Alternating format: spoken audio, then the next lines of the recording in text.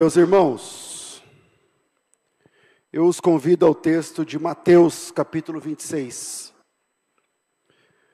E vamos ler a partir do verso 26. Olha que beleza, Mateus 26, 26. Então, por favor. Mateus, capítulo 26, verso 26.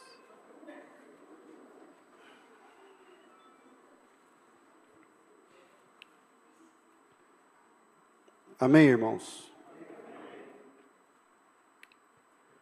O texto diz o seguinte, presta bastante atenção nesse texto, por favor. Enquanto comiam, tomou Jesus um pão e, abençoando-o, o partiu e o deu aos seus discípulos, dizendo: tomai e comei, isto é o meu corpo.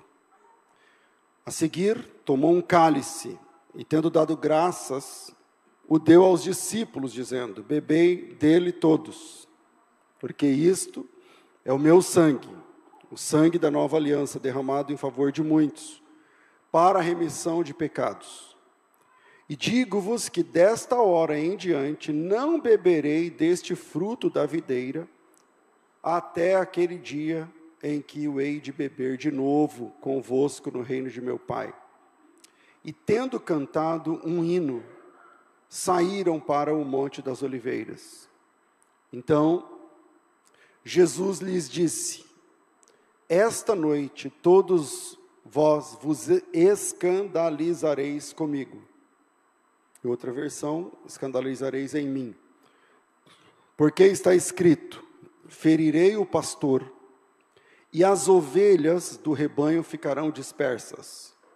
Mas depois da minha ressurreição, irei adiante de vós para a Galileia. E disse-lhe Pedro: ainda que venhas a ser um tropeço para todos, nunca o serás para mim. Obrigado, irmão. Replicou-lhe Jesus: em verdade te digo que nesta mesma noite, antes que o galo cante, tu me negarás 3 vezes. E disse-lhe Pedro: ainda que me seja necessário morrer contigo, de nenhum modo te negarei. E todos os discípulos disseram o mesmo. Amém.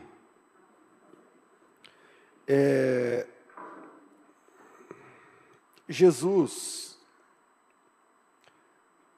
avisa com antecedência aos discípulos a respeito da sua morte. Ele já tinha tentado fazer isso alguns capítulos antes, não deu certo. Lucas capítulo 18, versículo 31 em diante, por exemplo, ele fala exatamente o que ia acontecer, e a Bíblia diz que os discípulos não entenderam o que ele queria dizer, aquelas palavras ficaram encobertas. Parece que os discípulos não acreditavam que seria possível que Jesus fosse assassinado. E aqui, depois do jantar, depois da última ceia, então você tem primeiro o momento da ceia, onde Jesus institui a ceia para nós. Ele vai tomar o pão, o cálice, a sequência que vocês conhecem, que a gente realiza todos os meses e tal. E depois da ceia, a Bíblia diz que Jesus segue para o horto do Getsemane, um lugar onde tem várias árvores de azeitona. E lá dentro desse lugar das azeitonas, das oliveiras, tem um lugar chamado Getsemane. Getsemane significa prensa de azeite. Parece que é um lugar onde o pessoal fazia azeitona mesmo. Tinha colheita e tal. E Jesus está caminhando para aquele lugar, e no caminho, ele diz para os discípulos: vai ser hoje, essa noite.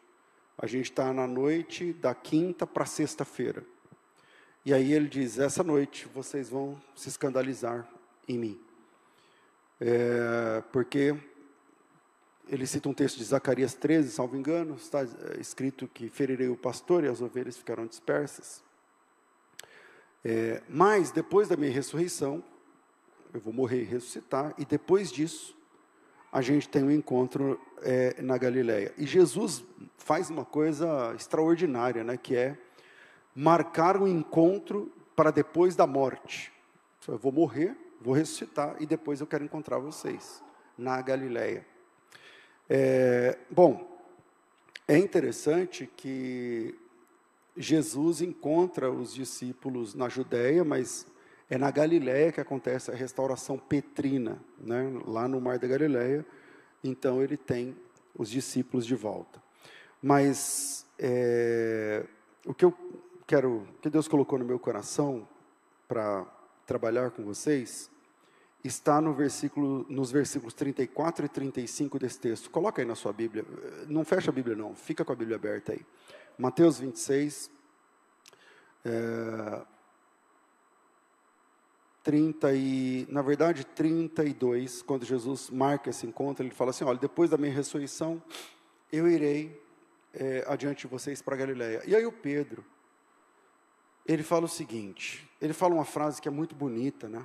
Ele fala assim, olha, ainda que o Senhor venha a ser um tropeço para todos, menos para mim. Todos podem se escandalizar no Senhor, menos eu me comprometo a estar com o Senhor até o fim.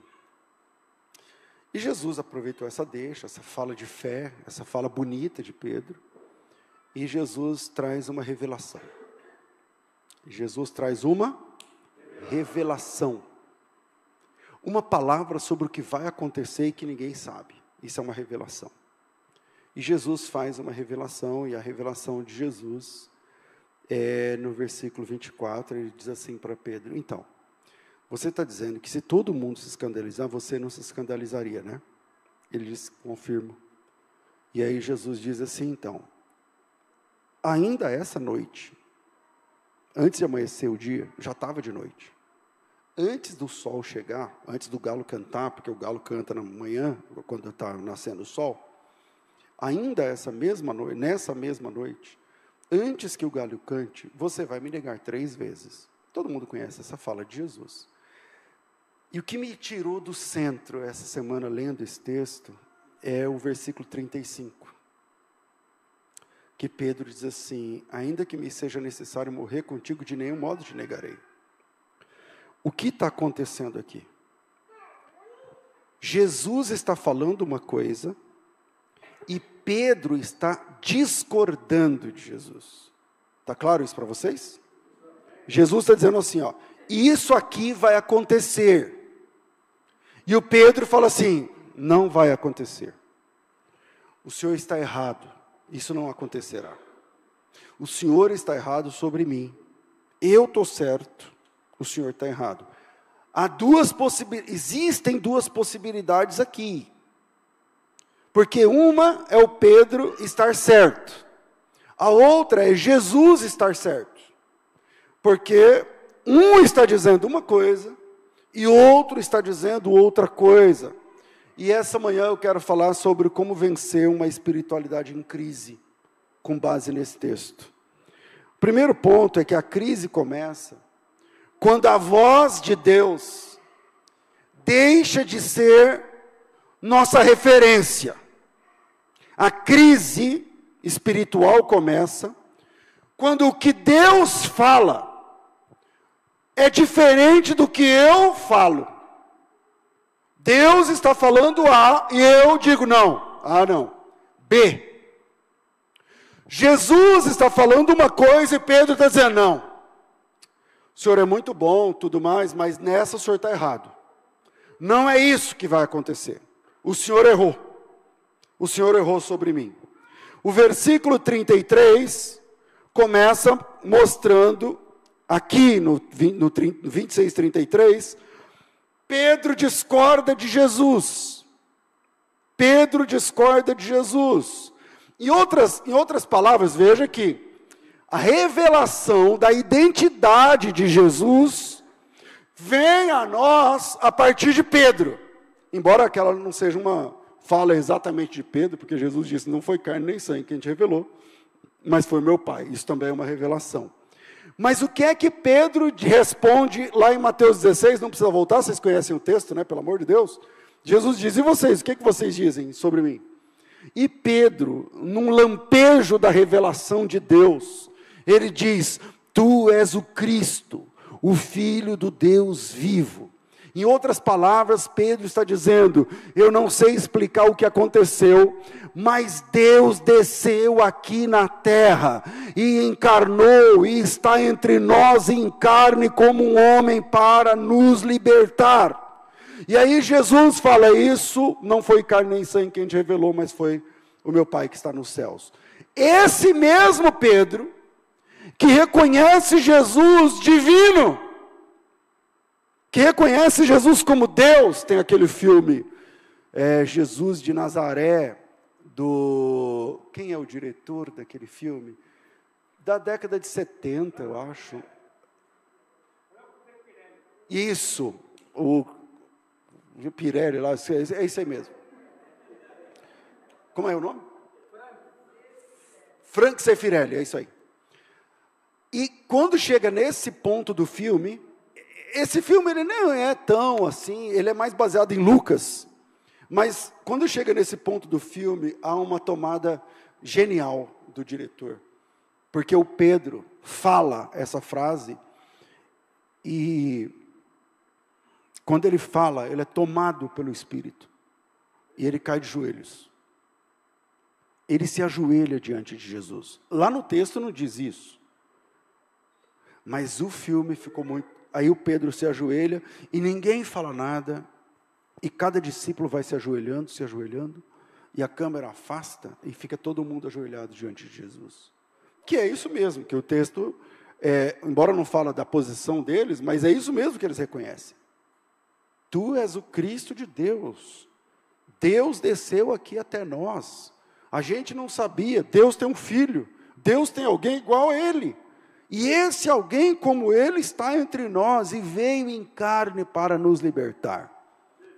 Então esse mesmo Pedro, que tem essa revelação, aqui, ele discorda de Deus.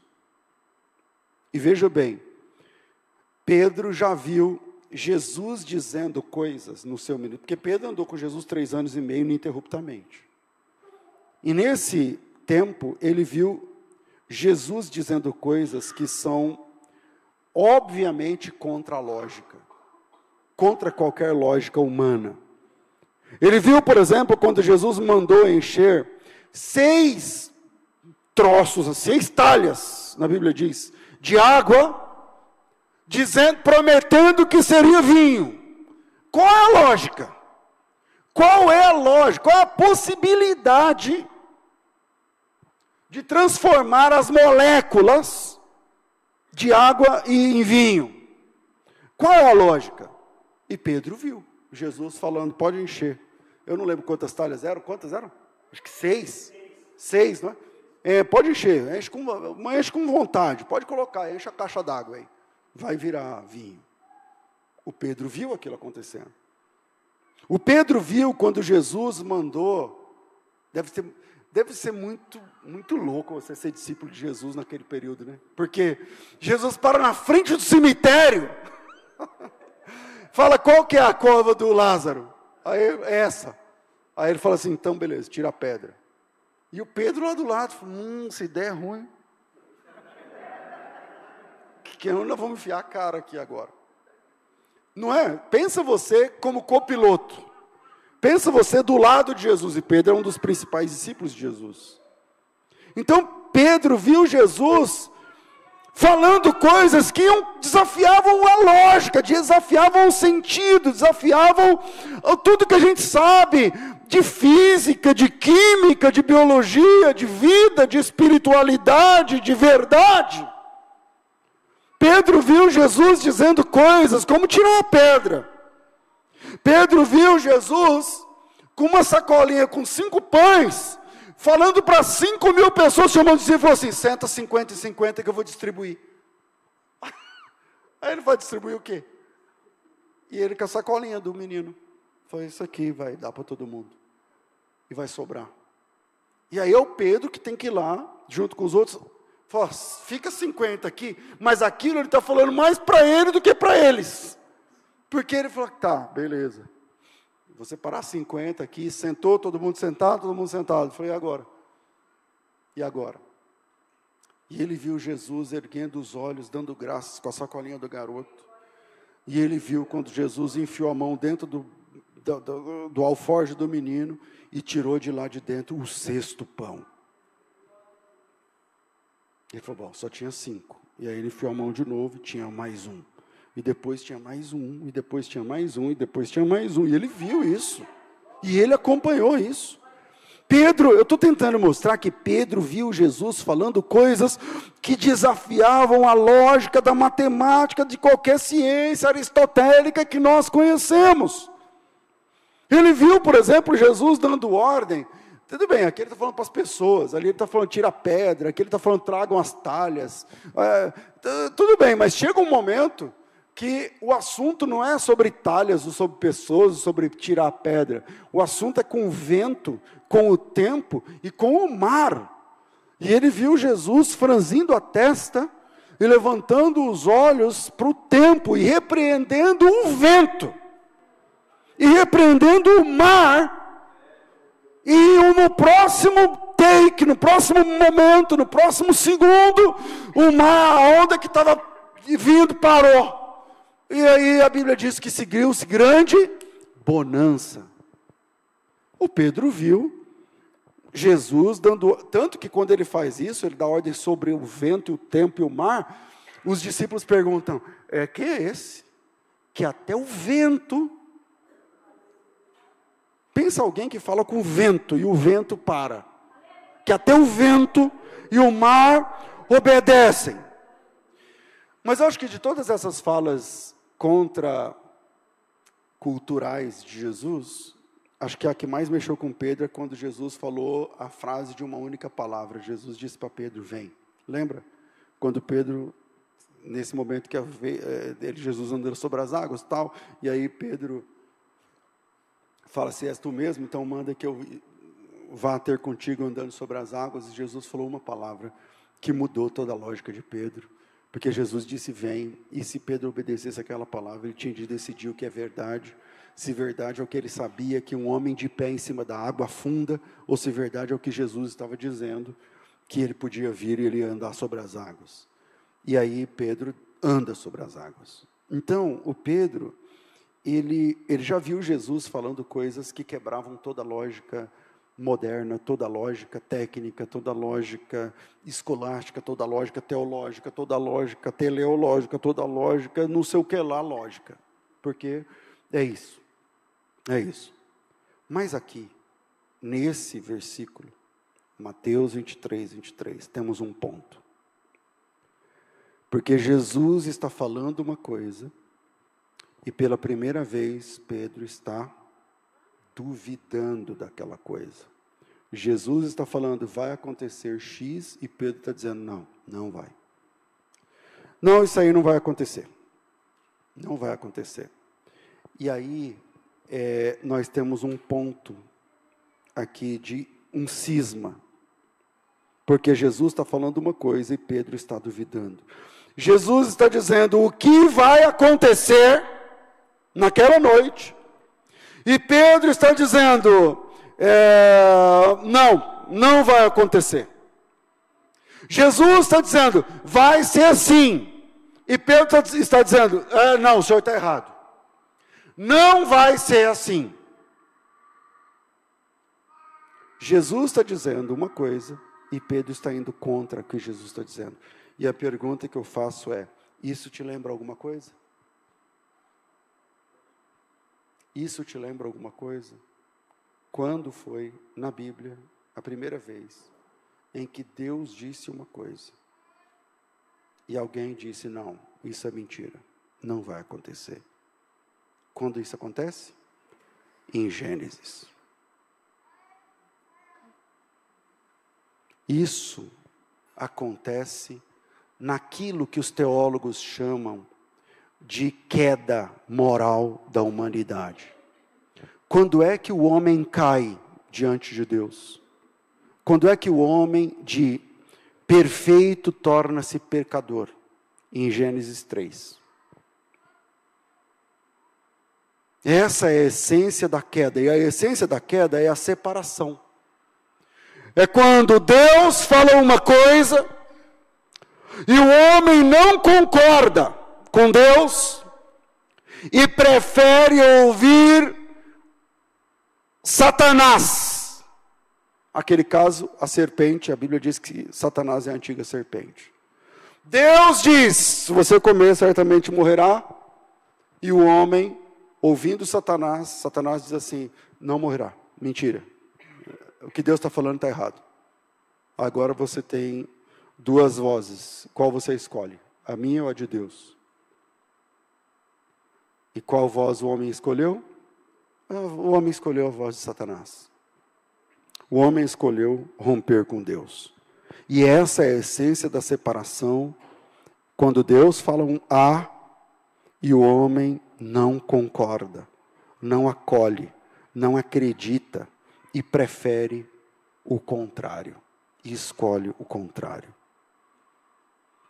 Teria o homem feito isso, porque se acostumou a ouvir Deus. Pastor, como assim se acostumou? Eu não sei, eu tenho uma tese sobre isso, que é o seguinte, quando a gente se habitua,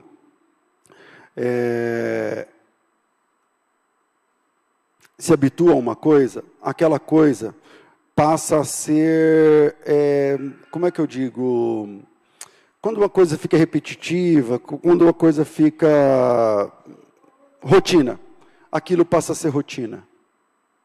Aquilo passa a ser rotina.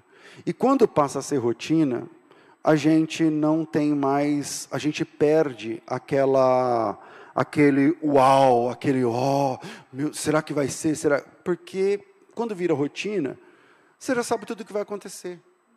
Então você sai de sua casa, você vem para o culto, meio que já sabendo o que vai acontecer, que hora vai terminar, o que o pastor vai falar mais ou menos, o que o hino vai falar, o que você vai fazer, quanto você vai ofertar, o quanto não vai, porque não vai, se você vai se envolver, se você não vai se envolver, aí termina um ano, vai o outro, a gente se acostuma.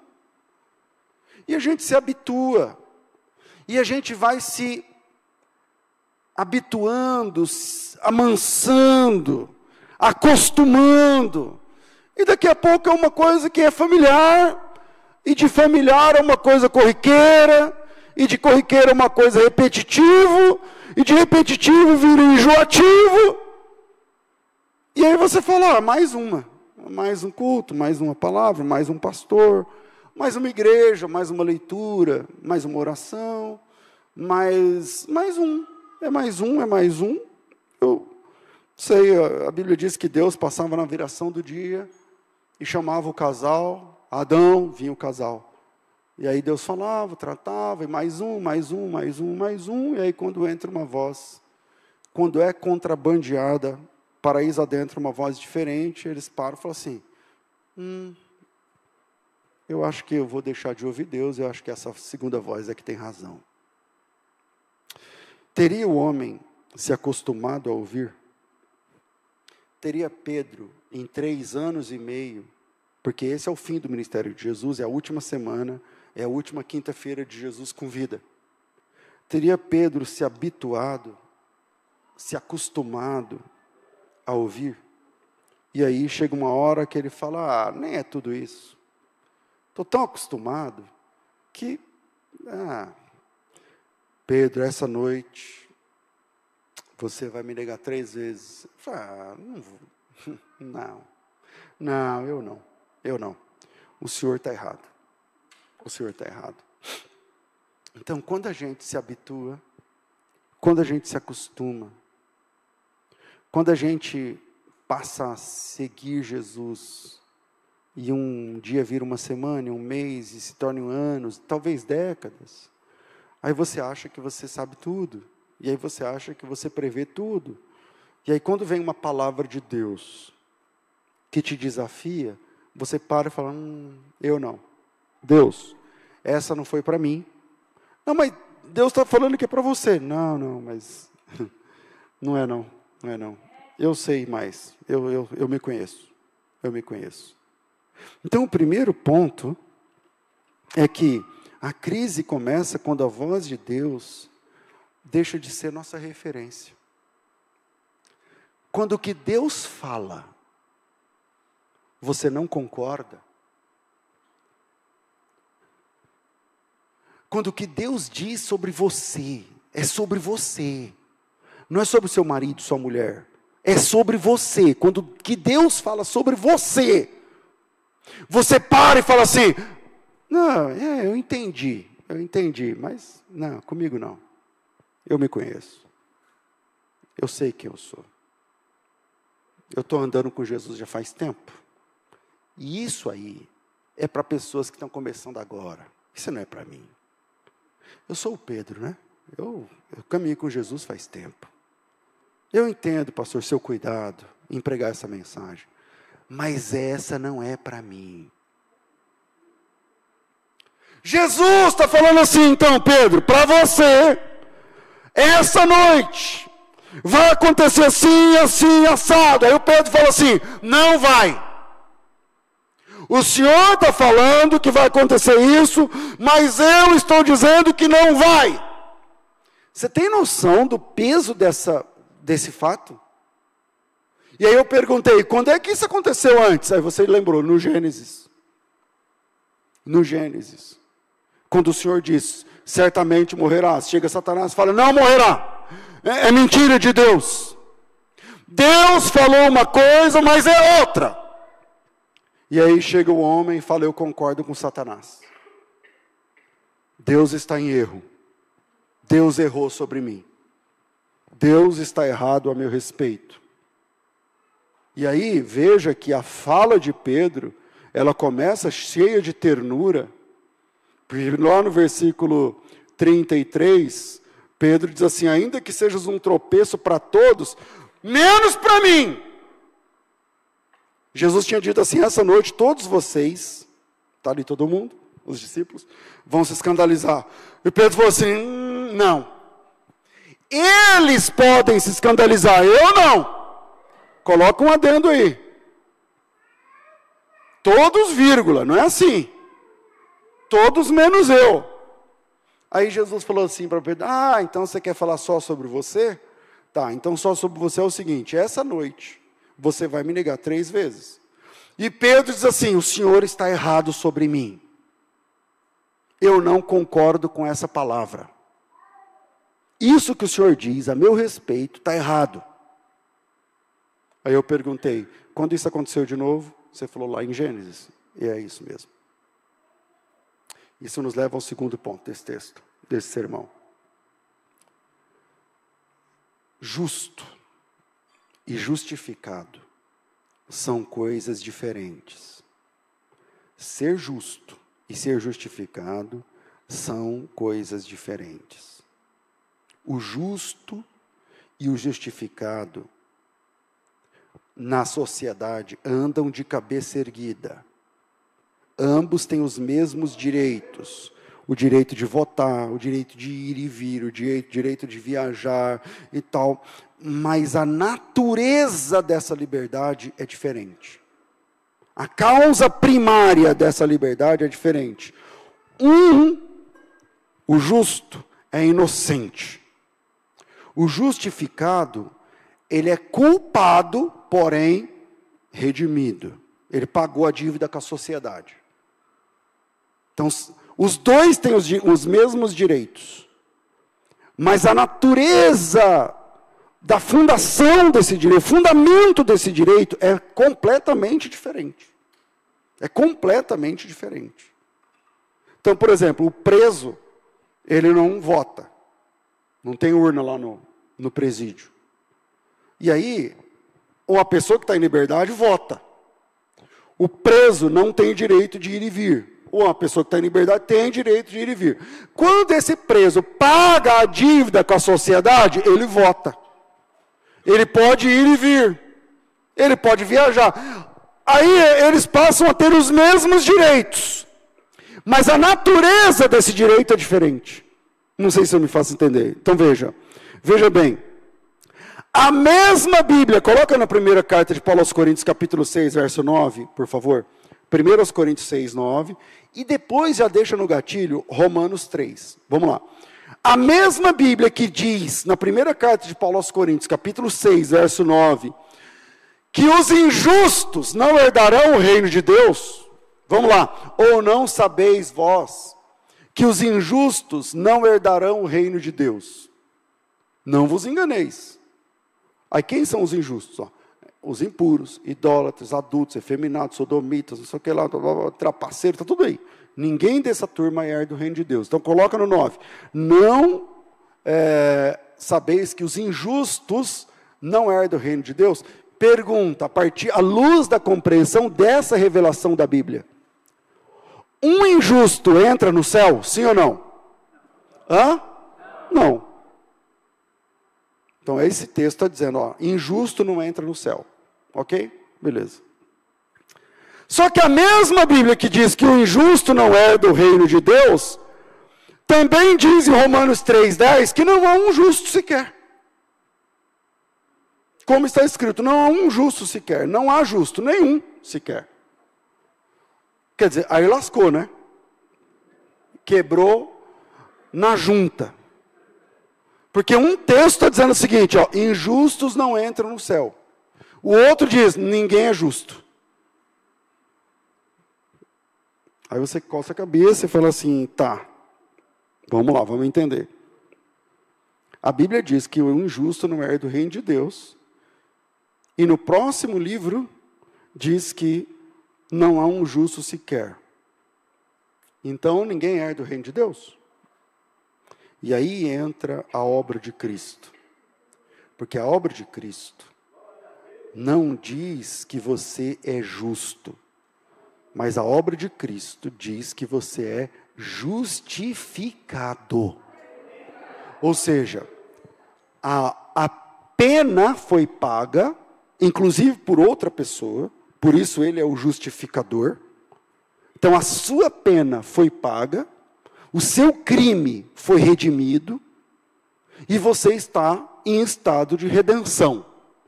Você tem os mesmos direitos que o justo, sem ser justo. Você tem os mesmos acessos de um justo, sem, contudo, ser justo em si. Então, por que eu tenho os mesmos direitos e a mesma liberdade? Porque mesmo não sendo justo, você foi justificado. Ou seja, você foi justificado pela justiça do verdadeiro justo. Ou seja, você não é justo, eu não sou justo, mas todos nós somos justificados. É mais ou menos como a lógica da lua. A lua ilumina. Pensa numa lua cheia, boa. O que essa lua faz? Ela ilumina a noite. É ou não? A Bíblia ilumina a noite. A Bíblia chama a lua de um astro luminoso, que ilumina a noite, por exemplo. Aí você fala assim, pastor, mas a gente estudando, a gente descobriu que a lua é um satélite, não uma estrela. O sol é uma estrela, então ele tem luz própria. A lua não é uma estrela, ela não tem luz própria. E o que isso significa? Bom, em tese, significa que se a lua não tem luz própria, como é que ela consegue iluminar a nossa noite? Se a lua não tem luz própria, como é que ela consegue iluminar a nossa noite? É que a luz que a lua usa para iluminar a nossa noite, não vem dela. Ela apenas a reflete. Essa luz vem do sol, que aí bate na lua e reflete sobre a terra. Ok? É basicamente isso que é a nossa redenção. A nossa justiça não vem de nós. Nós apenas a refletimos. Nós refletimos a justiça do verdadeiro justo. Essa luz não é nossa. Nós apenas refletimos. Essa luz não vem de nós apenas transmitimos. Sabe quando você age com graça, com bondade, com amor, quando você ajuda o próximo, quando você perdoa, quando você estende a mão, quando você age com compreensão, quando você fala, vamos dar mais uma chance, quando você perdoa, quando você age com graça, essa graça não é tua. Essa graça não vem de dentro de você. Sabe o que tem dentro do teu coração, segundo Jesus? Leia lá o que diz Mateus. Então nós reverberamos a luz que brilhou sobre nós. Nós entregamos a graça que bateu em nós. Nós reverberamos, respondemos conforme a graça que nos alcança. Então a graça me alcançou e me perdoou. E as chances são, quando eu encontro um pecador que fez o que eu fiz, eu falo, não, eu encontrei perdão em Cristo, então vamos oferecer perdão para esse irmão, porque ele não sabe o que ele está fazendo. Mas isso não vem de mim. Isso vem da luz maior que me alcançou, e que porque me alcançou, me fez agir ou reagir como Cristo. Ou seja, tudo que tem em nós, que reflete o comportamento de Deus, não vem porque nós nos tornamos bons, mas porque a luz de Deus nos alcançando, reflete nas pessoas que estão próximas de nós. É tipo a lua. Agora pensa que, você sabe que a lua gravita em torno da Terra, tem a questão da gravidade, não sei o que lá e tal. Aí tem a teoria do Einstein, que desconstrói um pouco a do Isaac Newton, que não vem ao caso aqui, mas imagina que, por alguma razão, a lua comece a se afastar do sol. A lua começa a se afastar do sol. Afasta. Chega uma hora, o que vai acontecer? Que a luz do sol já não atinge mais a lua. E se não atinge mais, então ela não consegue mais iluminar ninguém. E ela vai ser o que ela é na natureza dela. E qual é a natureza dela? É ser apagada. A natureza dela é ser um satélite. A natureza dela é gravitar em cima da força maior que a puxa. Que basicamente esse sou eu. Essa é você, esse é você. Esse é o exemplo para nós. Se a luz do Evangelho não está batendo, refletindo sobre nós, basicamente, nós voltamos a ser puxados pela gravidade original, que é a força do pecado. E aí você vai ser o que você é na essência. Então você vai ser mesquinho, você vai ser falso, você vai ser mentiroso, você vai negar a voz de Deus, você vai ser, sei lá, em todas as áreas caído, porque a nossa natureza caiu no Éden. E a nossa natureza é de puxar o tapete do outro. A nossa natureza é de esconder a nossa verdadeira essência. Essa é a nossa, esse sou eu. Esse e essa é você. Esse somos nós. Essa é a nossa natureza. Pastor, por que a gente não vive assim o tempo todo? Por que a gente tem uma vontade de louvar a Deus? Não é porque a gente é bom, é porque a luz refletiu sobre nós. E quando a luz do Evangelho nos alcança, essa luz do Evangelho nos transforma. Mas isso também depende da distância que nós estamos dessa luz. Faz sentido? Faz sentido? Faz sentido? Porque se faz sentido, então vocês estão prontos para o próximo passo. E qual é o próximo passo? É uma compreensão dolorosa. E qual é essa compreensão dolorosa? A compreensão dolorosa é que você não é fiel. Você está fiel.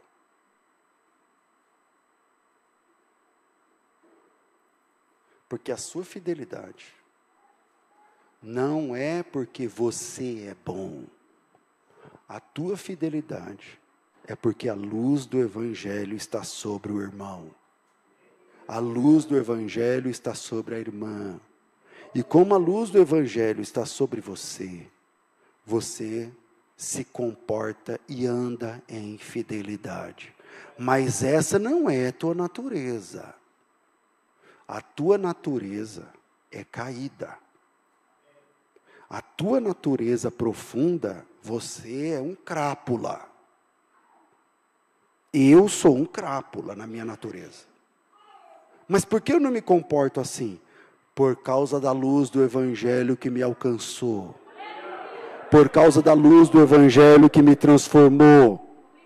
E eu disse, se você compreendeu isso, estamos prontos para o próximo passo. E qual é o próximo passo? Uma compreensão amarga. E qual a compreensão amarga? Que eu não sou íntegro. Eu estou andando e vivendo em integridade. Que você não é íntegro. Você está andando em integridade. Que você não é sincero. Você está andando em sinceridade. Você não é sincera. Não, porque eu sou assim. Não é não. Não é não. Você está assim por causa da luz do Evangelho. Mas na vida real, sem a luz do Evangelho te alcançar, você não vale nada. Eu não valho nada. Essa é a essência. Eu não sou santo. Você não é santa. Você não é digno. Você não é honesta. Então, nossa, pastor, que pregação dura. O senhor está dizendo que eu não sou honesto? Estou. É duro dizer isso, não é? Ah, mas eu tenho agido com integridade diante de Deus. Confirma, concordo. E louve a Deus por isso. Porque você anda agindo em honestidade graças à luz do Evangelho sobre a sua vida. Não porque você é bom, mas porque você anda com Jesus. Esse é o ponto. Esse é o ponto. E o Pedro fala para Jesus, não, eu sou bom. Eles podem não ser, mas eu sou bom já. Eu peguei a manha. 3 anos e pouco, deixa comigo. Se todos eles caírem, Jesus está dizendo, essa noite todo mundo vai errar. E aí Pedro está dizendo, o senhor está errado, eu estou certo. Ninguém vai, eu não vou. Eles podem errar, mas eu não vou errar. E aí eu usei a lógica da lua e do sol, que obviamente a lua tem luz, mas a luz não vem dela. A lua ilumina, mas essa iluminação não vem dela, mas vem do outro astro maior. Para a gente entender, para eu entender, César, você não é fiel, você anda em fidelidade. Por causa de mim. Fulana, você não é íntegra nada, você está andando em integridade por causa de mim. Por causa de mim, não é por causa de você. Você não é sincero, não. Você está andando em sinceridade porque eu estou perto de você. Você não é honesto coisa nenhuma. Você não é honesto coisa nenhuma. Você é ladrão. Tendo oportunidade, você vai passar a perna no outro. Você vai esconder os dados.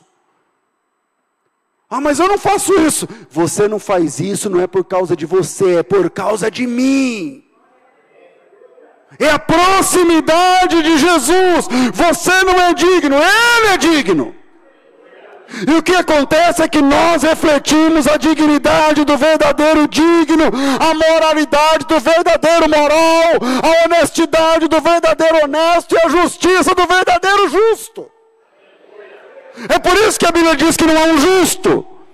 Mas a Bíblia também diz que nós fomos justificados no sacrifício do verdadeiro justo. E a compreensão dolorosa é que eu não tenho moral pronta. Não, eu não sou exemplo. Você não é exemplo.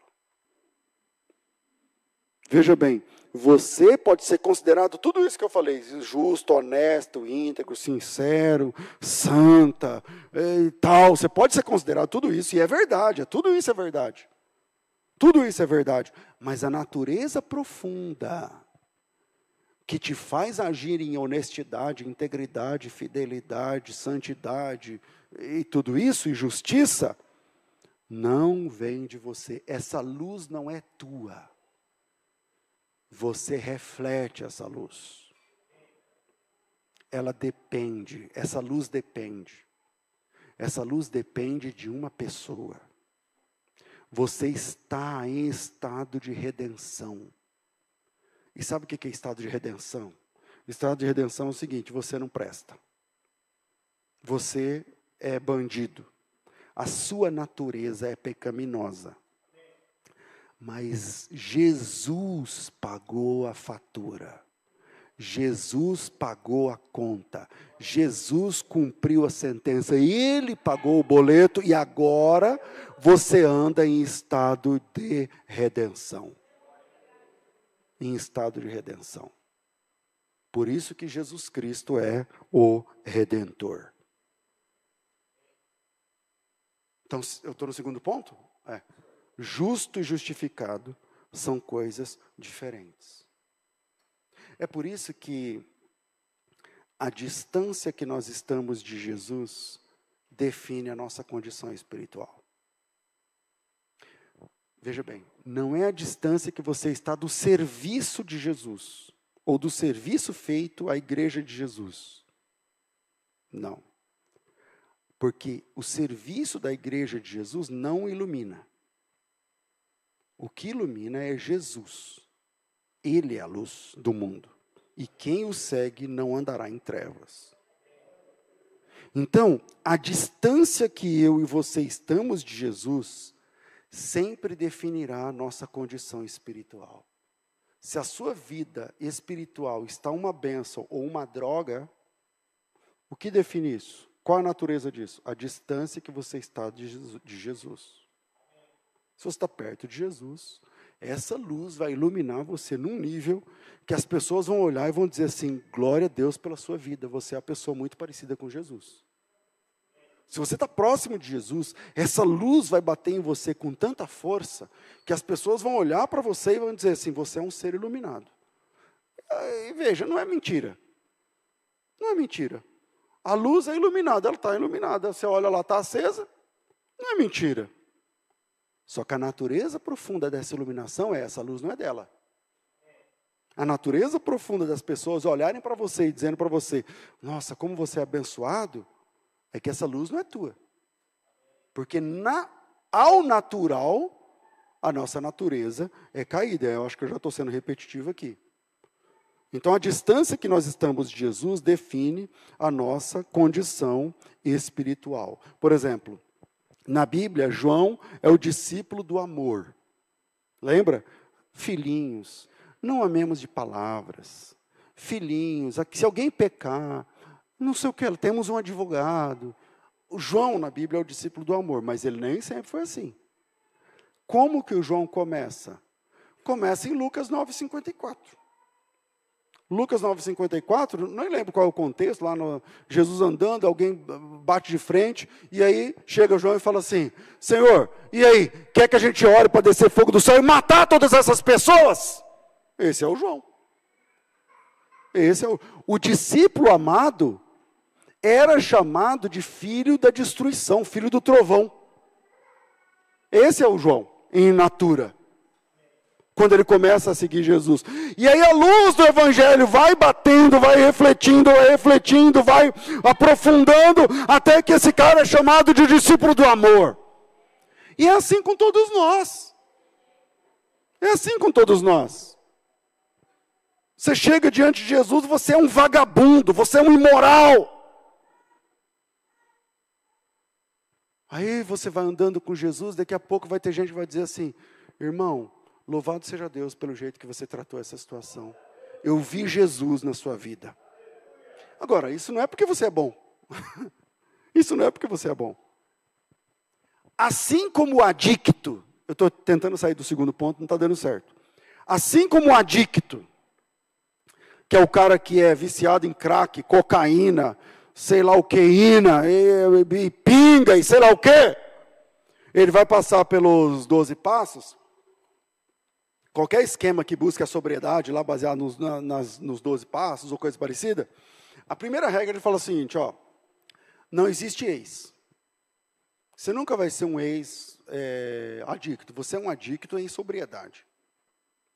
Isso funciona para viciados em sexo, que é a partir dos 12 passos. Isso funciona para os viciados em química, a partir dos 12 passos. Os viciados em bebida, a partir dos 12 passos. Ele vai dizer o seguinte, você nunca está 100%. Eu entrevistei uma vez um rapaz, ele era viciado em jogo. Ele falou assim, eu estou em sobriedade. Eu falei, há quantos anos? Ele falou, 35 anos. Eu falei, então, 35 anos? O que significa? Significa que vai 35 anos que eu não jogo. Um jogo. Eu falei, então, para você está resolvido. Ele falou, não está resolvido. É uma luta todos os dias. É uma luta diária. Assim como o adicto em sobriedade, continua viciado, mas ele está em sobriedade, nós, eu e você, mesmo justificados, ou seja, estamos justificados, estamos em sobriedade. Estamos em sobriedade. Mas nós continuamos sendo pecadores em essência. Porque o pecado alterou o nosso jeito de ser gente. Que significa que se eu me afastar de Jesus, o que eu vou voltar a ser? Exatamente quem eu era. É por isso que o desviado volta para o mesmo lixo. É por isso que a pessoa que vai se afastando, vai se desconectando, volta para o mesmo estágio. Ou seja, podemos ser usados para iluminar pessoas sabendo que a luz não vem de nós. E quanto mais próximos estamos dessa luz, mais refletimos o caráter de Deus nas nossas atitudes. Só que quanto mais longe estamos dessa luz, quanto mais distantes estamos de Cristo, mais nós refletiremos o nosso próprio caráter caído. A gente volta a refletir, a reverberar aquilo que nós somos na essência. Torna-se evidente o nosso verdadeiro caráter, a nossa verdade. Somos seres caídos. Pastor, eu entendi esse lance da lua aí, que um reflete, não sei o que, legal. Mas o que isso aí tem a ver com Pedro? Veja Lucas 22, 54, e você vai e tome a sua decisão sobre isso. E veja se isso tem razão ou não. Lucas 22, 54, diz o seguinte, deixa eu achar aqui.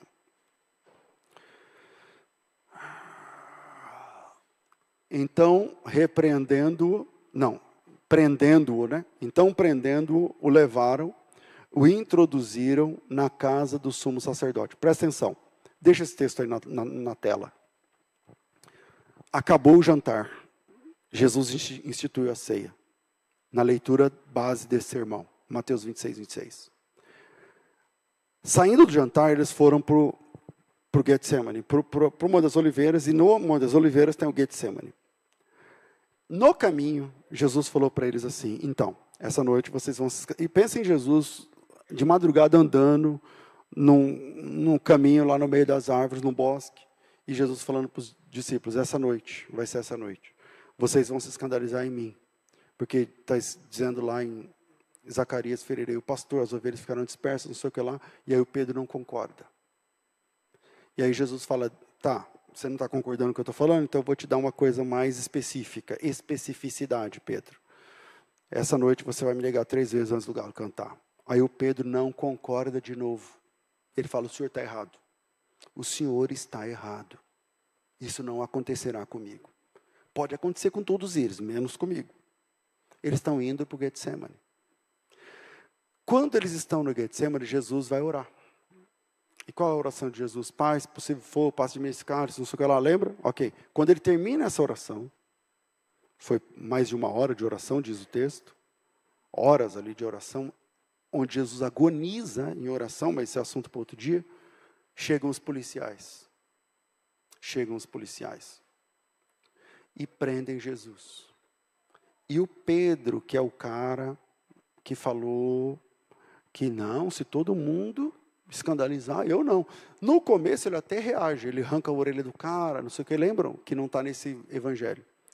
Mas mais na frente, quando ele vê que já foi, que no fim ele foi preso mesmo, a casa caiu, tal, e aí Pedro passa a seguir Jesus de longe. Lembram que essa luz não é nossa. Quanto mais próximo dessa luz, mais você reflete. Quanto mais longe, menos você reflete. Pedro passa a seguir Jesus de longe, pronto. Aqui a luz começa a ficar fraca. Não por conta da natureza da luz, mas por conta da distância dela. Da distância dela. E aí na sequência... E quando acenderam um fogo no meio do pátio, juntos se assentaram, parece que estava frio, né? Ali era março, mais ou menos, o frio lá de janeiro a março, abril. acenderam uma fogueira no meio do pátio. Quem acendeu a fogueira? Os soldados, o pessoal que está ali de serviço. E Pedro senta entre eles. Está ali o Pedro agora se aquecendo na fogueira feita por aqueles que estão matando Jesus. Quando a gente passa a ficar longe de Jesus, a gente passa a frequentar a roda feita por aqueles que odeiam Jesus. E a gente passa a se aquecer com aquilo que aquece eles também. E é o que está acontecendo aqui, no versículo 55. E aí começa, estou dizendo que eu não estava conseguindo sair do 2, acho que vai ficar só no 2. E aí começa a sequência de negações. O próximo verso, uma mulher, uma criada. Uma criada, é como se fosse uma escrava, vai. Não ia ter problema dele falar, e aí mesmo, estava com ele mesmo, e o que você tem com isso? Ele é um homem livre. Uma criada, vendo-o sentado perto do fogo, olhou e falou assim, esse aqui estava com ele. E aí o Pedro nega a primeira vez. Pedro negava, dizendo, mulher, não o conheço. Vamos trocar de câmera. Coloca em Mateus 26, versículo 71. Mateus 26, 71. A segunda negação. Saindo para o alpendre, foi visto por outra criada. Então tinha uma, agora tem outra. A qual disse aos que ali estavam, esse também estava com Jesus, o Nazareno. E aí, ela negou agora com juramento. Ele negou agora com juramento. O que torna mais séria essa questão. Ele está dizendo assim, eu juro. Você sabe o peso do juramento. Jesus mesmo diz, não jureis. Não é assim, que você, por qualquer coisa, não é assim. E aí Pedro está dizendo o seguinte, ele que ouviu Jesus falando inclusive sobre isso, ele vai dizer, não, eu não conheço esse homem e eu juro, por Deus, que eu não conheço. Eu quero ver minha mãe morta atrás da porta, igual a gente falava quando era moleque. Aqui falava isso? Eu juro que eu não conheço esse homem. Próximo texto. Logo, se aproximando dos que ali estavam, disseram a Pedro, verdadeiramente, és também um deles, porque o teu modo de falar o denuncia. É interessante que ele está afastado de Jesus agora, mas ele ainda fala igual. Aqui tem um outro ponto para a gente levantar. Que não é o evangeliquez. Não é o jeito que a gente fala que denuncia se nós estamos ou não próximos de Jesus. Não é se você saúda os irmãos com a paz de Deus, a paz do Senhor, paz de Cristo, graça e paz, sei lá o que da paz, que define se você está próximo de Jesus ou não. Não é o modo de falar. Porque o evangeliquez, você pega a manha. Não pega a manha? Você começa a ser crente. Você é crente daqui a um ano, você está falando igual aos crentes. Você fala igual aos crentes.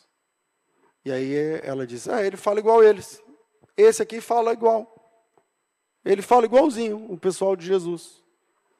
E aí, o próximo versículo é o pior. E ele começou a espraguejar e a jurar. Sabe quando ele cospe no chão? Ele renega, cuspindo no chão.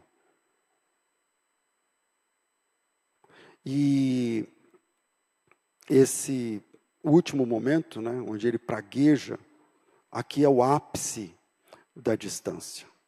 Aqui é o ápice da distância. Agora vamos voltar para a câmera de Lucas, capítulo 22, versículo 59 em diante. São 3 vezes que ele nega. 22, 59. Um outro afirmava dizendo, esse também verdadeiramente estava com ele, porque também é galileu. Essa fala significa, é a mesma da pessoa que fala, o jeito que ele fala denuncia. Ele está dizendo, ele é galileu, fala igual aos galileus, né? Então basicamente é a última vez que ele nega Jesus. Vamos lá. Mas Pedro insistia, homem, eu não compreendo o que dizes. E logo estando ainda a falar, o galo cantou. Juntando essas duas câmeras, é nesse momento que ele pragueja contra Cristo. Mas veja o próximo versículo, 61. Então, voltando-se o Senhor. Esse é o único dos 4 evangelhos que traz essa informação. Lembra que Pedro sentou numa fogueira em volta da casa do sumo sacerdote, porque lá se reuniu o Sinédrio, e Jesus foi julgado naquela noite pelo Sinédrio, depois por Herodes, depois por Pilatos. Essa é a primeira sessão. Esse é o primeiro julgamento. É lá dentro da casa do sumo sacerdote que o sacerdote rasga a roupa e fala: esse homem é culpado. Condenado pelos judeus, ele sobe para o tribunal romano. Condenado pelos romanos, ele vai para a cruz. Então, há uma transição naquela noite. Ele está sendo julgado pelo Sinédrio, que naquela noite, extraordinariamente, se reúne na casa do sumo sacerdote. Ali os soldados fazem uma fogueira, porque pensaram: isso aqui vai demorar. E quando termina esse julgamento, o sacerdote sai com a roupa rasgada, Jesus sai já machucado e algemado com as mãos para trás. E ele está indo para onde? Ele vai agora para o próximo destino, para Herodes, para ser julgado, naquela madrugada. E parece que no momento em que Pedro espragueja e nega Jesus a última vez, o olhar de Jesus e o de Pedro se cruzam. É um momento onde os policiais estão levando Jesus de um julgamento para o outro. E ele sai e passa perto da fogueira, sendo escoltado pelos policiais. E esse é o texto. Então, voltando-se o Senhor, fixou os olhos em Pedro. Fazia quanto tempo que Jesus tinha dito aquela palavra? E Pedro falou: não, o senhor está errado. 2 horas? 3 horas? 1h30? Por aí. Então o Senhor fixou os olhos em Pedro, e Pedro se lembrou da palavra do Senhor, que lhe dissera: hoje 3 vezes me negarás antes de o galo cantar. E aí entra a razão pela qual Pedro, no próximo versículo, saiu e chorou amargamente. Ou seja, Jesus viu tudo. E ele sempre vê, né? Ele sempre vê. Jesus sempre vê. Jesus está sempre vendo tudo. Salmo 139, salvo engano: para onde fugirei do teu espírito? Para onde eu fugirei do teu espírito? Se no inferno eu fizer a minha cama, o Senhor me vê. No ventre da minha mãe o Senhor me viu. Quando eu estou certo, o Senhor me vê. Quando eu estou errado, o Senhor me vê. Aquele que te amou e te chamou e te capacitou, Ele é onisciente, Ele é onipresente. Significa que Ele enxerga tudo. Ele enxerga tudo. Então você não é bom. Você está bom. Você não é fiel. Eu não sou fiel. Nós estamos. E isso é uma chave para você entender a sua vida espiritual. Se você está pisando na bola, significa que você está longe de Jesus. E estar longe de Jesus não significa estar longe da igreja. Às vezes você está próximo da igreja, você fala como eles. O seu jeito de falar é como o deles. Você também fala como eles. O evangeliquez está ok. Você está na escala, você está trabalhando. Mas você está longe de Jesus. E quando estamos longe de Jesus, é a nossa natureza antiga que opera. Que opera. Terceiro e último, já passei. Só para não ficar sem sentido. A longanimidade de Deus é a base da graça que nos alcançou. A longanimidade de Deus é a base da graça que nos alcançou. Volte ao texto base desse sermão, para quem anota, nós estamos trabalhando Mateus 26, 26 até o 35. Então, se você voltar lá na base, sai do 35 e vai para o 36 em diante. Mateus 26, 36. Em seguida, Jesus foi, isso antes de Jesus ser negado, né? Vamos voltar lá no 26, 35. Pedro diz, ainda que seja necessário morrer, de nenhum modo te negarei, todos os discípulos fizeram a mesma coisa. Ok. Pergunta, Jesus sabia o que ia acontecer, sim ou não? Ok. Faltava minutos, horas para acontecer o que Jesus profetizou. Versículo 36. Com eles a um lugar chamado Getsemane, e disse aos discípulos, assentai-vos aqui, enquanto eu vou ali orar. E levando consigo Pedro e os 2 filhos de Zebedeu, começou a entristecer-se e angustiar-se. Então disse-lhes, a minha alma está profundamente triste até a morte. Ficai aqui e vigiai comigo. Jesus sabia o que Pedro ia fazer. E ele disse para o Pedro, e o Pedro não concorda. Só que o Pedro concordando ou não, aquilo ia acontecer, ok? Mesmo sabendo disso, Jesus vai orar e fala assim para o Pedro, fica perto de mim, vem comigo.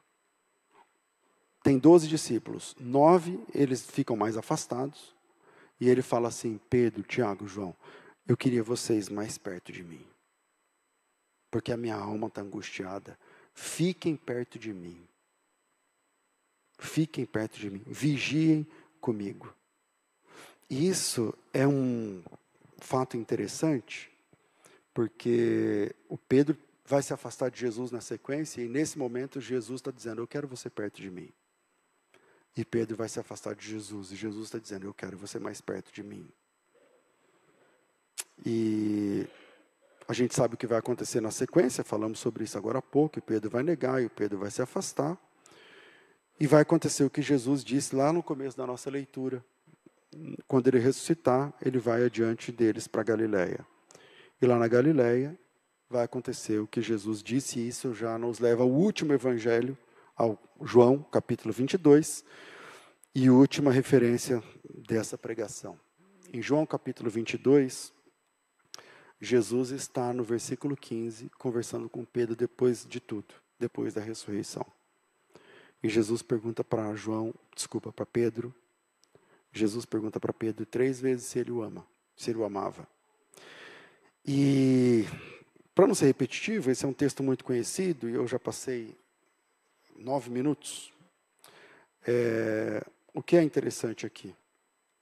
2 coisas. Primeiro, que Pedro nega Jesus 3 vezes, e aqui Jesus pergunta 3 vezes para Pedro se ele o ama, se ele o amava. E a segunda,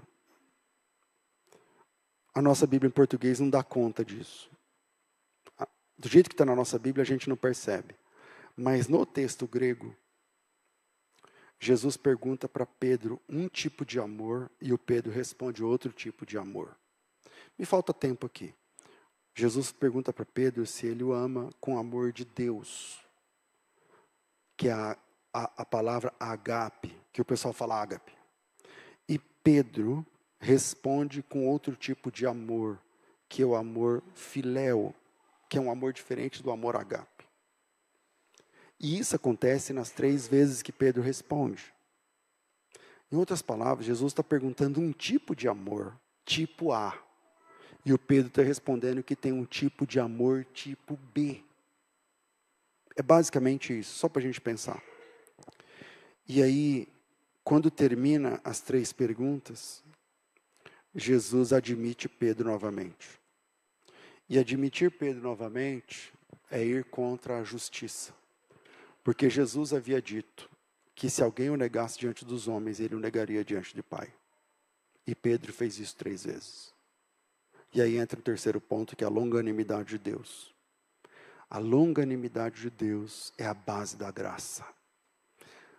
Deus é longânimo. Sabe o que significa?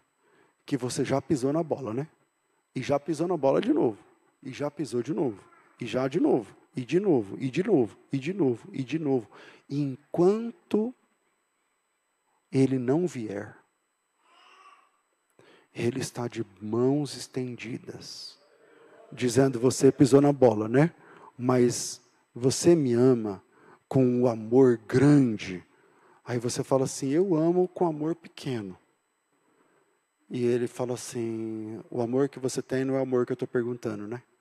Aí você diz, não. Porque o amor que o Senhor está perguntando é grande demais para mim. Mas eu te amo com esse amor aqui que eu tenho. E aí Deus vai falar para você assim, já serve. Já serve. Vamos trabalhar junto esse amor que você tem. E eu quero convocar você para apacentar os meus cordeirinhos. Isso é fantástico em Deus. A longanimidade como base da graça que te alcança. Significa que o que você tem para entregar agora não é o que Ele está pedindo. Mas se é sincero, e se é verdade, se é honesto, então Ele recebe isso que você tem para entregar agora. E Ele diz para você, dá para a gente trabalhar a partir desse amor defeituoso que você tem. E se a gente caminhar juntos, nós vamos transformar isso numa história de superação e numa história de restauração. E você está pronto para apacentar os meus rebanhos. A rigor, os rebanhos de Jesus são apacentados não por pessoas perfeitas, mas por pessoas aperfeiçoadas. Porque a luz não vem de nós, mas sempre vem dele. Deus abençoe vocês em nome de Jesus.